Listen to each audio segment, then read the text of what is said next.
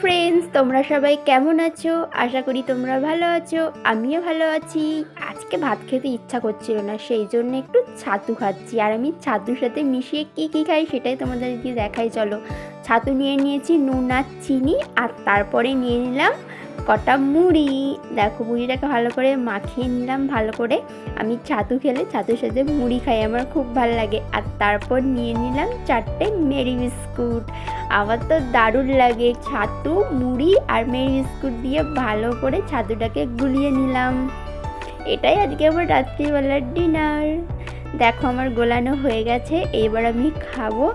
আর আমার এইটা খেতে দারুণ লাগে। দেখো, আমার তো খুব ভালো লাগছে খেতে। তো ভিডিওটা এই পর্যন্তই। ভালো লাগলে অবশ্যই একটা লাইক করে দিও আর কমেন্ট করে দিও। টাটা, আবার দেখা হচ্ছে পরের ভিডিওতে।